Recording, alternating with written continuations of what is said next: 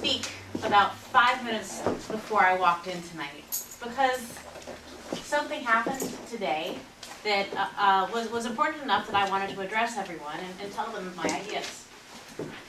A few weeks ago, we heard that we were going to lose our meeting space at Books A Million. And when I heard this, I was really, really sad. It's such a nice environment. People would just come in. A lot of our members would never have known about it if we hadn't been in that public location. And it was so convenient. It was a fantastic space for me.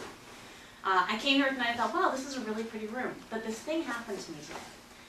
A couple days ago, I had this new job. I'm a manager of volunteer services at Jewish Family and Community Services. And in this role, I am working with seniors, people who are isolated and lonely, and connecting them with people who can become their friends through a Visiting Friends program. And one of the places that I contacted is a beautiful assisted living facility called Harbor Chase, which is on Airport Road, very close to the library.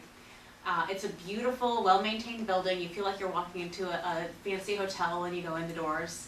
There's ample parking when you come in. There's no gates to get through. You just go in and park, and there's a receptionist when you go in the front door. And the reason that I'm so excited about this is that when I met with the director of, I think he's called the Director of Lifestyle Activities, Director of Lifestyle Life Enrichment, which is different from most of these places that you go into that have a Director of Activities. And he explained to me the difference. He doesn't want to just have people filling their time with little bits and trivia. He would really like to make sure that the people who are there, he said, look, nobody's here because they choose to be here. They're here because they're incapacitated to some degree. But they have, a lot of these people have passions about things and they want to do. And when I brought up the idea to him of them hosting Toastmasters. And I said, look, if we do this, we're bringing this opportunity to you.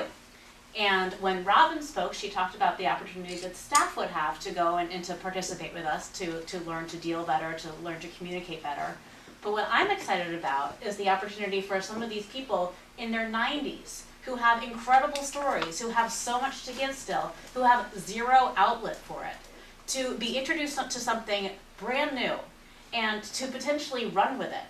So not only are we going to be able to help ourselves with a beautiful free place that's conveniently located just about a couple blocks from our former location, we could be introducing a whole new generation. And when I say a whole new generation, usually we're talking about a younger generation.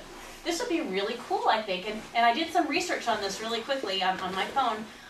This would not be the first time that a Toastmasters club was developed specifically for senior citizens.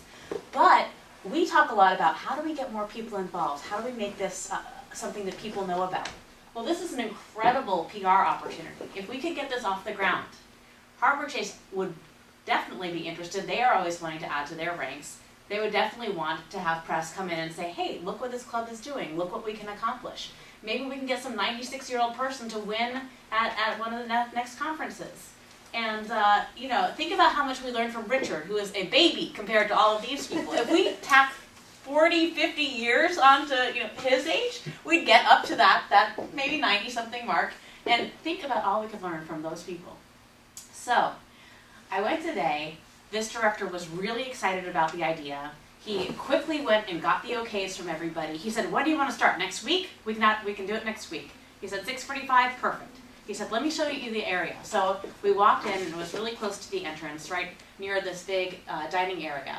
And the timing would be perfect because the residents get out of their dinner at about 6:30, and if we started at 6:45, they're walking by. What do they have to do, honestly, at that time of day?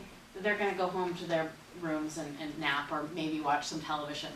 All right, so they could do that, or they could come and listen to our fascinating stories. And they could learn how to present. They could learn how to share and to give back to us and make a brand new, seriously solid Toastmasters, the likes of which Naples has never seen. Thank you, Mr. Toastmaster.